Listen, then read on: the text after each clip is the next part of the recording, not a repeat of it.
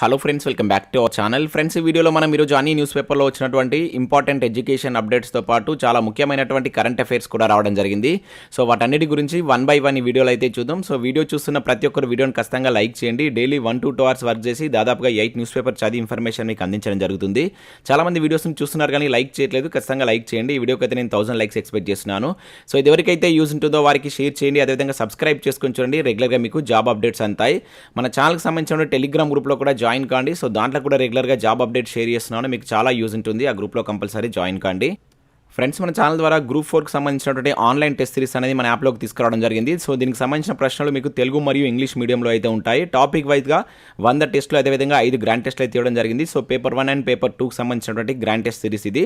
దాంతోపాటుగా సో ఎకానమీకి సంబంధించి గ్రూప్ 2 అదేవిధంగా గ్రూప్ 3కి యూజ్ అయ్యే విధంగా దానికి సంబంధించిన టెస్ట్ సిరీస్ కూడా మన యాప్లోకి అయితే తీసుకొచ్చాం. ఇంకా గ్రూప్ 1కి సంబంధించి ప్రిలిమ్స్కి సంబంధించిన టెస్ట్ సిరీస్ కూడా మన యాప్లో ఉన్నాయి. ఇంకా వాటితో పాటుగా తెలంగాణ కల్చర్ కావచ్చు, తెలంగాణ ప్రభుత్వ పథకాలకు సంబంధించినటువంటి గ్రాండ్ టెస్టులు, అదేవిధంగా గ్రూప్ 2కి సంబంధించి ఆర్థమెటిక్ సంబంధించినటువంటి ఫుల్ వీడియో కోర్స్ ఉన్నాయి. అదేవిధంగా కరెంట్ అఫైర్కి సంబంధించుకోవచ్చు.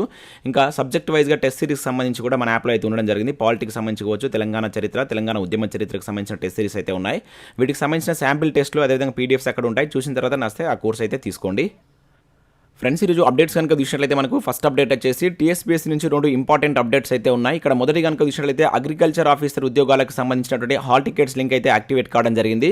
సో ఎవరైతే అభ్యర్థులు ఈ ఉద్యోగాలకు అప్లై చేసిన వారు ఒకసారి TSPSC వెబ్సైట్కి వెళ్ళి ఇక్కడ మీకు ఫస్ట్ లింకే దానికి సంబంధించినటువంటి లింక్ అయితే ఉంది. సో హాల్ టికెట్స్ అయితే డౌన్లోడ్ చేసుకోండి. ఇంకా దాంతోపాటు ఇక్కడ గ్రూప్ 4 ఉద్యోగాలకు సంబంధించిన అప్డేట్ కూడా అయితే చూడవచ్చు. సో గ్రూప్ 4 ఉద్యోగాలకు సంబంధించి మనకు TSPSC అయితే ఎడిట్ ఆప్షన్ అయితే ఇవ్వడం జరిగింది. సో దానికి సంబంధించి మీరు ఈ రోజు నుంచి 15th వరకు అప్లికేషన్ అయితే ఎడిట్ చేసుకోవచ్చు. ఈ రోజు మధ్యాహ్నం వరకు ఈ లింక్ అయితే మనకు యాక్టివేట్ అయ్యేటువంటి ఛాన్స్ అయితే ఉంది. చాలా మంది అభ్యర్థులు దీనికి సంబంధించి అయితే అడిగారు. ఒకసారి అయితే దీన్ని చెక్ చేసుకోండి. అదేవిధంగా గ్రూప్ 4 ఉద్యోగాలకు ప్రిపేర్ అవుతున్న అభ్యర్థులు వీడియోని లైక్ చేసి కింద ఎస్ అని కామెంట్ చేయండి. సో మీకు గ్రూప్ 4కు సంబంధించి ఎటువంటి వీడియోస్ మన ఛానల్ నుంచి మీరు ఎక్స్పెక్ట్ చేస్తున్నారనేది కింద కామెంట్ చేయండి. ఏ సబ్జెక్ట్ పైన వీడియోస్ కావాలనుకుంటున్నది కూడా కింద కామెంట్ చేసినట్లయితే నెక్స్ట్ నేను కమింగ్ 45 days వాటి మీద వీడియో చేసేటువంటి ప్రయత్నం అయితే చేస్తాను. సో నెక్స్ట్ అప్డేట్ కనుక చూసినట్లయితే సజావుగా AEE పరీక్ష అని చెప్పేసి ఇక్కడ ఒక అప్డేట్ మనం నమస్తే తెలంగాణలో చూడవచ్చు. 11,102 మంది హాజరని చెప్పేసి ఇక్కడ ఇచ్చారు. So assistant executive engineering AEE పరీక్ష సోమవారం సజావుగా నిర్వహించారు. ఉదయం పేపర్ 1 పరీక్షకు సంబంధించి 11,000 మంది, అదేవిధంగా పేపర్ 2కు సంబంధించి 11,028 మంది హాజరయ్యారు. సో TSPSC నిబంధనల ప్రకారం అభ్యర్థి 2 పరీక్షలను తప్పనిసరిగా రాయాలి. కానీ పేపర్ 1 పరీక్ష రాసిన వారిలో 74 మంది అభ్యర్థులు పేపర్ 2కు అయితే హాజరు కాలేదు. సో వీరు ఆటోమేటిక్గా రిమూవ్ అయినట్టే అని చెప్పేసి ఇక్కడ చూడవచ్చు. సో దాంతోపాటుగా ఈ రోజు మంగళవారం రోజున సో 194 అసిస్టెంట్ ఎగ్జిక్యూటివ్ ఇంజనీరింగ్ పరీక్ష కూడా జరగనుంది. సో దీనికి సంబంధించి TSPSC అన్ని ఏర్పాట్లు పూర్తి చేసిందని చెప్పేసి ఇక్కడ చూడవచ్చు. సో ఈ పరీక్ష ద్వారా అగ్రికల్చర్లో 100 పోస్టులు, అదేవిధంగా మెకానికల్ ఇంజనీరింగ్ విభాగంలో 97 ఉద్యోగాలను అయితే భర్తీ చేయనున్నట్లు ఇక్కడ చూడవచ్చు. సో దాంతోపాటుగా వెబ్సైట్లో ఏవో పరీక్షల హాల్ టికెట్ అని చెప్పేసి ఇక్కడ ఇచ్చారు. ఆల్రెడీ దీనికి సంబంధించి మనం స్టార్టింగే చూడడం జరిగింది. సో ప్రశాంతంగా AEE పరీక్ష అని చెప్పేసి మరొక పేపర్లో కూడా దీనికి సంబంధించిన అప్డేట్ అయితే రావడం జరిగింది. ఇక నెక్స్ట్ కనుక ఇక్కడ చూసినట్లయితే మనకు గురుకుల పోస్టులకు 1,00,000 దరఖాస్తులు అని చెప్పేసి ఇక్కడ ఒక అప్డేట్ మనం చూడవచ్చు. సో గురుకులాల్లో పోస్టుల భర్తీకి 1,00,000 దరఖాస్తులు వచ్చాయి. ఇందులో మనకు TGT కావచ్చు, PGT, JL పోస్టులకే అత్యధికంగా ఉన్నాయి. సో ఆయా పోస్టులకు సంబంధించి 86,545 మంది OTR చేసుకున్నారు. ఒక్కో అభ్యర్థి 2కు మించి పోస్టులకు దరఖాస్తు చేశారు. 27 వరకు దరఖాస్తులకు అవకాశం ఉండడంతో సో వీరి సంఖ్య మరింత పెరగవచ్చు అని చెప్పేసి అధికారులు భావిస్తున్నారని చెప్పేసి ఇక్కడ ఒక అప్డేట్ అయితే చూడవచ్చు. సో నెక్స్ట్ ఇక్కడ చూసినట్లయితే మనకు 1982 బడులకు నైట్ వాచ్మెన్లు అని చెప్పేసి మరొక అప్డేట్ చూడవచ్చు ఇక్కడ. సో వేసవి సెలవుల దృష్ట్యా రాష్ట్రంలో 1982 సర్కారు బడులకు ప్రభుత్వం నైట్ వాచ్మెన్లు అయితే నియమించింది. సో మన ఊరు మనబడి కార్యక్రమంలో మొదటి విడతలో ఎంపికైనటువంటి పనులను కొనసాగిస్తున్నటువంటి బడుల్లో విలువైనటువంటి సామాగ్రికి వీరైతే కాపలా ఉంటారు. సో 535 ప్రాథమిక, 93 ప్రాథమికోన్నత, అదేవిధంగా 1354 ఉన్నత పాఠశాలకు ఈ నైట్ వాచ్మెన్లను నియమించగా వారు జూన్ 12 వరకు కొనసాగుతారని చెప్పేసి ఇక్కడ ఒక అప్డేట్ మనం నమస్తే తెలంగాణలో చూడవచ్చు. ఇక నెక్స్ట్ అప్డేట్ కనుక చూసినట్లయితే మొదటి ఏడాదే 2 లక్షల సర్కారు కొలువులు అని చెప్పేసి ఇక్కడ ఒక అప్డేట్ మనం వెలుగు న్యూస్ పేపర్లో చూడవచ్చు. ఏటా జూన్ 2 నాటికి జాబ్ క్యాలెండర్, సెప్టెంబర్ 17 లోపు నియామకాలు. యూత్ డిక్లరేషన్ను ప్రకటించినటువంటి కాంగ్రెస్ నిరుద్యోగులకు ప్రతి నెల 4,000 భృతి, అమరవీరుల కుటుంబాలకు ₹25,000 పెన్షన్ అని చెప్పేసి ఇక్కడ ఒక అప్డేట్ మనం చూడవచ్చు. సో ఇక్కడ ఇన్ఫర్మేషన్ కనుక చూసినట్లయితే ఆ మధ్య వరంగల్లో రాహుల్ గాంధీ సమక్షంలో రైతు డిక్లరేషన్ను ప్రకటించినటువంటి రాష్ట్ర కాంగ్రెస్ పార్టీ సోమవారం ప్రియాంక గాంధీ సమక్షంలో హైదరాబాద్ కేంద్రంగా యూత్ డిక్లరేషన్ అయితే ప్రకటించింది.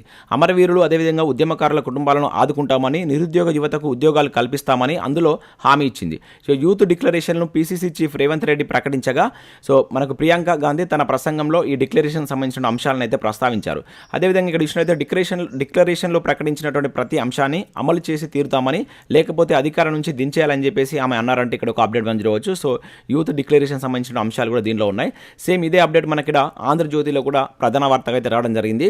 సో 9 ఏళ్ళైనా కూడా ఉద్యోగాలేవి అనేటువంటి టైటిల్ తోటి న్యూస్ అయితే ఇక్కడ మనం చూడవచ్చు. కష్టపడి చదివిన వారికి లీక్లతో అన్యాయం, సో టీచర్ కొలువులు లేవని చెప్పేసి ఇక్కడ చూడవచ్చు. నిరుద్యోగ భృతి ఇస్తే ఒక్కొక్కరికి 1.5 లక్ష వచ్చేది. సో సోనియా కఠిన నిర్ణయంతోనే రాష్ట్రం ఒక్కరి పోరాటంతో రాలేదు. సో తాము జమీందారులమని రాష్ట్రం తమ జాగిరి అనుకుంటున్నారు. సో అమరవీరుల ఆంక్షలు నెరవేరలేదు, రాష్ట్రాన్ని కాపాడుకోండి అంటే ఇక్కడ చూడవచ్చు. అదేవిధంగా తొలి ఏడాదే 2 లక్షల ఉద్యోగాలు అని చెప్పేసి కూడా ఇక్కడ ఇచ్చారు. సో నెలకు 4,000 చొప్పున నిరుద్యోగ భృతి, 18 ఏళ్ళు దాటిన ప్రతి అభ్యర్థికి ఎలక్ట్రిక్ స్కూటర్, అమరవీరుల కుటుంబాలకు కొలువు, 25,000 పెన్షన్, యూపీఎస్సీ తరహాలో TSPSC పునరుద్ధరణ, యూత్ కమిషన్ ద్వారా 10 లక్షల వడ్డీ లేని రుణాలు. సో నెక్స్ట్ అప్డేట్ కనుక చూసినట్లయితే TSPSC కేసులో మరో 3 అరెస్ట్ అని చెప్పేసి దిశా న్యూస్ పేపర్లో ఒక అప్డేట్ ఇక్కడ చూడవచ్చు. సో TSPSC పేపర్ లీక్ కేసులో సిట్ అధికారులు సోమవారం మరో 3 అరెస్ట్ చేశారు. సో దీంతో ఈ కేసులో అరెస్ట్ అయినటువంటి వారి యొక్క సంఖ్య 24 చేరింది. కేసులో ప్రధాన నిందితుడైనటువంటి బోర్డు ఉద్యోగి ప్రవీణ్ కుమార్ బ్యాంక్ అకౌంట్లను సిట్ అధికారులు అయితే విశ్లేషించినప్పుడు కొన్ని అనుమానాస్పద లావాదేవీలు అయితే దృష్టికి వచ్చాయి. సో ఈ దిశలో దర్యాప్తు చేసినటువంటి సిట్ అధికారులు తాజాగా మురళీధర్ రెడ్డి కావచ్చు, మనోజ్తో పాటు మరో వ్యక్తిని అరెస్ట్ చేశారు. సో వీరిని విచారించగా ప్రవీణ్ కుమార్ ఒక్కొక్కరి నుంచి 10 లక్షల రూపాయలు తీసుకొని AEE సివిల్ కావచ్చు, అదేవిధంగా జనరల్ నాలెడ్జ్ పరీక్ష ప్రశ్నపత్రాలను అమ్మినట్లు వెల్లడైంది. సో వీరితో పాటు మరో 3 సైతం ప్రవీణ్ కుమార్ క్వశ్చన్ పేపర్ అమ్మినట్లు దర్యాప్తులో తేలింది. సో వారి కోసం సిట్ అధికారులు గాలిస్తున్నారని చెప్పేసి ఇక్కడ పేపర్ లీక్కి సంబంధించినట్టు ఒక అప్డేట్ అయితే చూడవచ్చు. ఇక నెక్స్ట్ అప్డేట్ కనుక చూసినట్లయితే డ్యూటీలో జాయిన్ కాకుంటే జాబ్లో నుంచి తీసేస్తామంటే ఇక్కడ ఒక అప్డేట్ మనం వెలుగులో చూడవచ్చు. జూనియర్ పంచాయతీ సెక్రటరీలకు సర్కారు వార్నింగ్. సో ఇక్కడ ఉన్నటువంటి ఇన్ఫర్మేషన్ కనుక చూసినట్లయితే సమ్మె చేస్తున్నటువంటి జూనియర్ పంచాయతీ సెక్రటరీలకు రాష్ట్ర సర్కారు వార్నింగ్ ఇచ్చింది. సో మంగళవారం సాయంత్రం 5 గంటల్లోగా విధుల్లో చేరాలని, లేకపోతే ఉద్యోగాల నుంచి తొలగిస్తామని చెప్పేసి స్పష్టం చేసింది. సో ఈ మేరకు జిల్లా కలెక్టర్లకు కావచ్చు, అదేవిధంగా DPOలకు పంచాయతీరాజ్ ప్రిన్సిపల్ సెక్రటరీ సందీప్ కుమార్ సుల్తానియా ఆదేశాలు అయితే జారీ చేశారు. 2019లో విధుల్లో చేరే ముందు జూనియర్ పంచాయతీ సెక్రటరీకి ఇచ్చినటువంటి అగ్రిమెంట్లో కాపీలో ఉన్నటువంటి క్లాజులను ఈ సందర్భంగా సందీప్ కుమార్ తన ఆదేశాలలో గుర్తు చేశారు. అగ్రిమెంట్లో కండిషన్స్ గురించి తెలిసి కూడా యూనియన్ ఏర్పాటు చేశారని, రూల్స్కు విరుద్ధంగా సమ్మె నోటీసులు ఇచ్చారు. సో అగ్రిమెంట్ ప్రకారం రెగ్యులర్ చేయాలని ప్రభుత్వాన్ని అడిగేటువంటి హక్కు JPSCకి లేదు. అందుకే మిమ్మల్ని ఉద్యోగం నుంచి తొలగించేందుకు ప్రభుత్వానికి అన్ని అధికారాలు ఉన్నాయని చెప్పేసి అయితే దానిలో అయితే మెన్షన్ చేసినట్లు ఇక్కడ ఒక అప్డేట్ అయితే చూడవచ్చు. సో ఇక్కడ చూసినట్లయితే ఇంటెలిజెన్స్ ద్వారా సీఎంకు సమ్మె నివేదిక అని చెప్పేసి కూడా ఇచ్చారు. సో సమ్మె వెనక్కి తగ్గేది లేదని చెప్పేసి ఇక్కడ JPSCలు అంటున్నట్లు కూడా సో దీనికి సంబంధించి ఒక అప్డేట్ ఇక్కడ చూడవచ్చు. సేమ్ అప్డేట్ మనకు వేరే న్యూస్ పేపర్లో కూడా రావడం జరిగింది. మాట నిలబెట్టుకోమంటే కొలువు తీసేస్తారా? సో వారం రోజులు గడువిస్తున్నాం, వారిని క్రమబద్ధీకరించండి. సీఎం కేసీఆర్పై బండి సంజయ్ ధ్వజం. సో JPSCలకు అండగా ఉంటాం అని హామీ అంటే ఇక్కడ ఒక అప్డేట్ మనం. సో బండి సంజయ్ మాట్లాడినటువంటి న్యూస్ కూడా ఇక్కడ మనం ఆంధ్రజ్యోతి న్యూస్ పేపర్లో అయితే చూడవచ్చు. ఇక నెక్స్ట్ చూసినట్లయితే మనకి ఇక్కడ ఇన్స్టిట్యూట్ ఆఫ్ ఫారెస్ట్ బయోడైవర్సిటీ నుంచి ఒక నోటిఫికేషన్ అయితే రిలీజ్ కావడం జరిగింది. వాకిన్ ఇంటర్వ్యూ అనే ప్రాసెస్లో వీటిని అయితే భర్తీ చేస్తున్నారు. సో ఇక్కడ వీటికి సంబంధించిన ఉద్యోగాలు కనుక చూసినట్లయితే జూనియర్ ప్రాజెక్ట్ ఫెలో అనేటువంటి 2 ఉద్యోగాలను అయితే భర్తీ చేయడం జరుగుతుంది. సో 19వ తారీఖు వీటికి సంబంధించిన ఇంటర్వ్యూ అయితే ఉంది. ఉదయం 10 గంటల నుంచి 1 గంట మధ్యలో దీనికి సంబంధించిన ఇంటర్వ్యూస్ అయితే ఉంటాయి. సో మీరు ఒకసారి పూర్తి వివరాలకు ఇక్కడ వెబ్సైట్కి వెళ్ళి అయితే చూడండి. సో ఇది వచ్చేసి మనకి ఫారెస్ట్ ఇన్స్టిట్యూట్ ఆఫ్ బయోడైవర్సిటీ అనేటువంటిది మనకు దూలపల్లి, కొంపల్లి, హైదరాబాద్లో అయితే ఉంది. సో ఇంట్రెస్టెడ్ క్యాండిడేట్స్ ఎవరైనా ఉన్నట్లయితే ఇంటర్వ్యూకు అటెండ్ కాండి. ఇక నెక్స్ట్ అప్డేట్ కనుక చూసినట్లయితే 1064 మంది అసిస్టెంట్ ప్రొఫెసర్ల ఎంపిక జాబితా విడుదల అంటే ఇక్కడ ఒక అప్డేట్ మనం చూడవచ్చు. సో మనకు ప్రభుత్వ వైద్య కళాశాలలో 1442 అసిస్టెంట్ ప్రొఫెసర్ల పోస్టులకు సంబంధించి సో 1064 పోస్టులకు ఎంపికైనటువంటి అభ్యర్థుల యొక్క జాబితాను మనకు Telangana medical and health recruitment board నిన్నైతే రిలీజ్ చేయడం జరిగింది. సో ఎవరైతే దీనికి సంబంధించిన అభ్యర్థులు ఉంటారో ఒకసారి దీని అయితే చెక్ చేసుకునే ప్రయత్నం చేయండి. ఇక నెక్స్ట్ చూసినట్లయితే మనకు ఈనాడు ప్రతిభలో తెలంగాణ ఉద్యమానికి సంబంధించిన ఒక మంచి ఆర్టికల్ ఇవ్వడం జరిగింది. వాటితో పాటు ఇక్కడ మనకు కరెంట్ అఫైర్స్ ప్రశ్నలు కూడా ఉన్నాయి. ఇక నెక్స్ట్ ఇక్కడ పాలిటిక్స్ సంబంధించినటువంటి బిట్ బ్యాంక్ కూడా ఉండడం జరిగింది. ఒకసారి దీన్ని డౌన్లోడ్ చేసుకొని చూసేటువంటి ప్రయత్నం చేయండి. సో ఇవి మనకు వివిధ న్యూస్ పేపర్లో వచ్చినటువంటి education updates. Next current affairs అయితే చూద్దాం. చాలా ఇంపార్టెంట్ కరెంట్ అఫైర్స్ ఉన్నాయి, స్కిప్ చేయకుండా చూడండి. సో వీడియో చూసిన ప్రతి ఒక్కరు ఖచ్చితంగా లైక్ చేయండి. ఒకటే వీడియోలో మీకు ఎడ్యుకేషన్ అప్డేట్స్ అదేవిధంగా కరెంట్ అఫైర్స్ అయితే కలిపి అందించడం జరుగుతుంది. సో ఇక్కడ మనం ఫస్ట్ కరెంట్ అఫైర్ కనుక చూసినట్లయితే రాజస్థాన్లో లిథియం నిక్షేపాలు అని చెప్పేసి ఇక్కడ ఒక ఇంపార్టెంట్ కరెంట్ అఫైర్ చూడవచ్చు. నాగౌర్ ప్రాంతంలో భారీగా గుర్తింపు, కాశ్మీర్లో నిక్షేపాల కంటే అత్యధికం, వెలికి తీస్తే దేశం దశ తిరుగుతుంది, విదేశాలకు ఎగుమతి చేయొచ్చు అంటే ఇక్కడ ఒక అప్డేట్ చూడవచ్చు. సో మనకు రాజస్థాన్లోని దేగానా సమీపంలో ఉన్నటువంటి నాగౌర్ ప్రాంతంలో భారీ లిథియం నిక్షేపాలు కనుగొన్నారంటూ ఇక్కడ ఒక అప్డేట్ చూడవచ్చు. సో ఈ ప్లేస్ గుర్తుంచుకోండి, ఎక్కడ అని అడగడానికి ఎక్కువగా ఛాన్స్ ఉంటుంది. సో ఇక్కడ చూసినట్లయితే ఇవి జమ్మూ కాశ్మీర్లో కనుగొన్నటువంటి నిక్షేపాల కంటే ఎన్నో రేట్లు ఎక్కువ అని geological survey of India mining అధికారులు అధికారులు తెలిపారు. సో మొత్తం దేశ అవసరాల్లో 80% వరకు ఈ ఒక్క ప్రాంతం నుంచి లభించేటువంటి లిథియం తీరుస్తుందని చెప్పేసి తెలపడం జరిగింది. సో వీటిని వెలికి తీస్తే ఈ విషయంలో చైనా గుత్తాధిపత్యానికి తెరపడుతుందని, మన దేశం చైనాపై ఆధారపడాల్సిన అవసరం ఉండదని అధికారులు స్పష్టం చేసినట్లు ఇక్కడ ఒక అప్డేట్ అయితే చూడవచ్చు. చాలా చాలా ఇంపార్టెంట్. సో ఇది ఏ ప్రాంతంలో గుర్తించారని చెప్పేసి అడగడానికి ఛాన్స్ ఉంటుంది. మనకు అంతకుముందు జమ్మూ కాశ్మీర్, ఇప్పుడు రాజస్థాన్ అని చెప్పేసి గుర్తుంచుకోండి. సో రీసెంట్గా మనం ఈ లిథియం అయాన్ బ్యాటరీకి సంబంధించి కూడా ఒక అప్డేట్ అయితే మనం చూసాం గత 3 days బ్యాక్. సో దానికి సంబంధించినటువంటి సంస్థ మన తెలంగాణలో రాబోతుంది. అది ఎక్కడ, ఏ సంస్థ నెలకొల్పుతుంది అనేది కింద కామెంట్ చేసేటువంటి ప్రయత్నం చేయండి. నేను గత 3 days బ్యాక్ దానికి సంబంధించిన అప్డేట్ కూడా మనం వార్తల్లో అయితే చూసాం. ఇక నెక్స్ట్ అప్డేట్ కనుక చూసినట్లయితే పండ్లు కూరగాయల ఉత్పత్తిలో ఏపీకి 5వ స్థానం అని చెప్పేసి ఇక్కడ ఒక ఇంపార్టెంట్ కరెంట్ అఫైర్ చూడవచ్చు. సో పండ్లు కూరగాయల ఉత్పత్తిలో దేశంలోనే ఏపీ 5వ స్థానంలో నిలిచింది. 2011-12 నాటి స్థిర ధరల ప్రకారం ఈ రెండింటిని దిగుబడిలో ఏపీ వాటా యొక్క పర్సెంటేజ్ చూసినట్లయితే మనకు 5.8% ఉండగా 2020-21 నాటికి అది 8.3% అయితే పేరింది. ఈ 10 ఏళ్ల కాలంలో ఏపీ 7 నుంచి 5వ స్థానానికి అయితే ఎగబాకింది. సో వీటి యొక్క ఉత్పత్తిలో మనకు ఫస్ట్ ప్లేస్లో ఉన్నటువంటి ఏంటంటే దేశంలో పశ్చిమ బెంగాల్ ఫస్ట్ ప్లేస్లో, మధ్యప్రదేశ్ సెకండ్ ప్లేస్లో, యూపీ థర్డ్ ప్లేస్లో ఉంది. అదేవిధంగా ఏపీ అనేది 5th ప్లేస్లో ఉంది. ఇక్కడ ఫస్ట్ ఉన్నటువంటి చాలా ఇంపార్టెంట్, వరుస క్రమంలో అమర్చమని చెప్పేసి కూడా అంటాడు కనుక సో వీటిని గుర్తుంచుకునే ప్రయత్నం చేయండి. ఇక నెక్స్ట్ అప్డేట్ కనుక విషయంలో 2027 నాటికి 10 లక్షల జనాభా దాటిన నగరాల్లో డీజిల్ వాహనాలను నిషేధించండి అంటే ఇక్కడ ఒక అప్డేట్ మనం చూడవచ్చు. సో మనకి విషయంలో ఇంటర్నల్ కాంబినేషన్ ఇంజన్లతో నడిచేటువంటి ద్విచక్ర వాహనాలను 2035 నాటికి తొలగించండి. కేంద్ర ప్రభుత్వానికి చమురు శాఖ కమిటీ నివేదిక అని చెప్పేసి ఇక్కడ ఒక అప్డేట్ అయితే మనకు రావడం జరిగింది. సో ఇక్కడ ఉన్నటువంటి ఇన్ఫర్మేషన్ కనుక విషయంలో మనకు దేశవ్యాప్తంగా 10 లక్షల జనాభా దాటినటువంటి నగరాల్లో 2027 నాటికి డీజిల్తో నడిచేటువంటి 4 చక్రాల వాహనాలపైన నిషేధం విధించాలని చెప్పేసి కేంద్ర చమురు శాఖ నియమించినటువంటి ఒక కమిటీ ప్రభుత్వానికి నివేదిక అయితే ఇచ్చింది. ఆయా నగరాల్లో డీజిల్ వాహనాలకు బదులుగా విద్యుత్ లేదా గ్యాస్తో నడిచేటువంటి వాహనాలకు ప్రాధాన్యత ఇవ్వాలని సూచించింది. అలాగే రానున్నటువంటి 10 ఏళ్లలో దేశంలో పట్టణ ప్రాంతాల్లో డీజిల్తో నడిచేటువంటి సిటీ బస్సులను కొనుగోలు చేయకూడదని 2035 నాటికి దేశవ్యాప్తంగా ఇంటర్నల్ కాంబినేషన్ అంటే అంతర్గత దహన అని చెప్పేసి అంటాం. సో ఇంజన్లతో నడిచేటువంటి మోటార్ సైకిల్ కావచ్చు, స్కూటర్లు, త్రిచక్ర వాహనాలను కూడా దశల వారీగా వినియోగం నుంచి తప్పించాలని చెప్పేసి ఆ నివేదికలో పేర్కొన్నట్లు ఇక్కడ ఒక కరెంట్ అఫైర్ అయితే మనం చూడవచ్చు. సో నెక్స్ట్ కరెంట్ అఫైర్ కనుక చూసినట్లయితే భారతమాల 2లో ఆర్ఆర్ఆర్ దక్షిణ భాగం అని చెప్పేసి ఇక్కడ ఒక అప్డేట్ మనం చూడవచ్చు. ఆమోద ముద్ర వేసినటువంటి కేంద్రం పెరుగున్నటువంటి నిర్మాణ వ్యయం అని చెప్పేసి ఇక్కడ ఇచ్చారు. సో మనకు Hyderabad outer ring road ORR అవతలి నుంచి నిర్మించేటువంటి ప్రాంతమైనటువంటి రింగ్ రోడ్ ఆర్ఆర్ఆర్ దక్షిణ భాగాన్ని కేంద్ర ప్రభుత్వం భారతమాల 2 ప్రాజెక్టులో చేర్చింది. సో 7.5 క్రితం నుంచి ఈ ప్రతిపాదన కేంద్రం పరిశీలనలో ఉండగా ఇటీవల జరిగినటువంటి సమావేశంలో దీనికి ఆమోద ముద్ర లభించిందని చెప్పేసి ఇక్కడ ఒక అప్డేట్ అయితే చూడవచ్చు.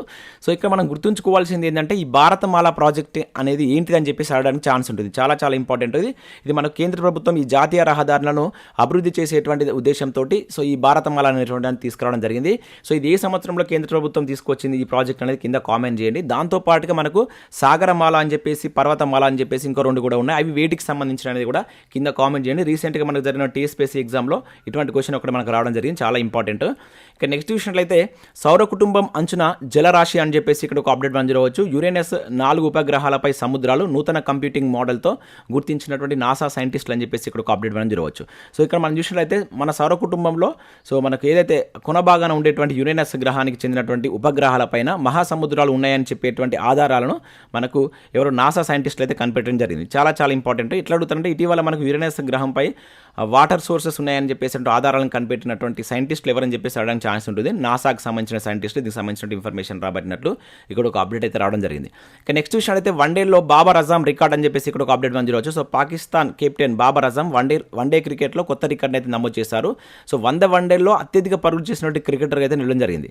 సో ఇక్కడ చూసినట్లయితే కరాచీలో న్యూజిలాండ్తో జరిగినటువంటి మ్యాచ్ ద్వారా 5,000 పరుగులు మార్కును అందుకున్నటువంటి వ్యక్తిగా రికార్డ్ అయితే సృష్టించడం జరిగింది. అంతకుముందు మనకు మన భారతదేశం తరపు నుంచి సో కోహ్లీ 100 వన్డేల్లో 4,107 పరుగులు అయితే చేయడం జరిగింది. సో ఇప్పుడు బాబర్ అజమ్ 100 వన్డేల్లో 5,000 పరుగులు చేసి రికార్డ్ అయితే సృష్టించడం జరిగింది. ఇతను పాకిస్తాన్ క్రికెట్ టీమ్ కెప్టెన్ అన్నమాట. సో అది గుర్తుంచుకోండి. సో రీసెంట్గా మనకు one day cricketer of the year అవార్డును కూడా ఇతను పొందాడు 2022కి సంబంధించి. చాలా చాలా ఇంపార్టెంట్ పర్సన్, గుర్తుంచుకోండి. ఇక నెక్స్ట్ చూసినట్లయితే పాకిస్తాన్కు షాక్ అంటూ తిరగవచ్చు. శ్రీలంకలో ఆసియా కప్ అని చెప్పేసి ఇక్కడ ఇచ్చారు. సో ఇక్కడ చూసినట్లయితే మనకు సెప్టెంబర్ 2 నుంచి 17 మధ్యలో శ్రీలంకలో ఈ టోర్నీ జరిగేటువంటి అవకాశం ఉన్నట్లు ఇక్కడ ఒక అప్డేట్ అయితే రావడం జరిగింది. సో పాకిస్తాన్ క్రికెట్ బోర్డుకు ఆసియా కౌన్సిల్ ఏదైతే ఉందో అది షాక్ ఇచ్చింది. సో సెప్టెంబర్ 2 నుంచి 17 మధ్య జరగవలసినటువంటి ఆసియా కప్ను ఆ దేశం నుంచి తరలించాలని డిసైడ్ అయింది. సో 6 జట్లు పోటీ పడేటువంటి జరిగేటువంటి ఈ టోర్నీ శ్రీలంకలో జరిగేటువంటి అవకాశం ఉన్నట్లే ఇక్కడ ఒక అప్డేట్ అయితే చూడవచ్చు. ఇది మనకు క్రికెట్కి సంబంధించిన టోర్నమెంట్ అనమాట. యాక్చువల్గా దీన్ని పాకిస్తాన్లో పెడతారని చెప్పేసి అంతకుముందు అయితే నిర్ణయం తీసుకున్నారు. కాకపోతే దీన్ని శ్రీలంకకు తరలించేటువంటి యోచనలో ఉన్నట్టుగా ఇక్కడ ఒక అప్డేట్ అయితే మనకు రావడం జరిగింది. ఇక నెక్స్ట్ చూసినట్లయితే మనకు విజేతలు అల్కరాజ్ సబాలెంకా అంటే ఇక్కడ చూడవచ్చు మ్యాడ్రిడ్ ఓపెన్ అని చెప్పేసి ఇక్కడ ఇచ్చారు. సో ప్రతిష్టాత్మక మ్యాడ్రిడ్ ఓపెన్ టెన్నిస్ టోర్నమెంట్లో మనకు కార్లస్ అల్కరాజ్ స్పెయిన్కి సంబంధించిన పర్సన్ కావచ్చు, అదేవిధంగా సబాలెంకా బెలారస్ సంబంధించిన పర్సన్ టైటిల్స్ అయితే సాధించడం జరిగింది. సో పురుషులు అదేవిధంగా అటు ఏదైతే మనకు మహిళల విభాగంలో వీళ్ళిద్దరైతే విజేతలుగా నిలవడం జరిగింది. పేర్లు గుర్తుంచుకోండి. అదేవిధంగా ఈ మ్యాడ్రిడ్ ఓపెన్ టెన్నిస్ ఈ టోర్నమెంట్ అనేది కూడా చాలా ఇంపార్టెంట్. వీళ్ళిద్దరైతే విజేతలుగా నిలవడం జరిగింది. సో ఇవి మనకు వివిధ న్యూస్ పేపర్లో వచ్చినటువంటి ఇంపార్టెంట్ కరెంట్ అఫైర్స్ అదేవిధంగా ఎడ్యుకేషన్ అప్డేట్స్. సో వీడియో నచ్చినట్లయితే లైక్ చేసి మీ మిత్రులకైతే షేర్ చేయండి. Thanks for watching. Thank you.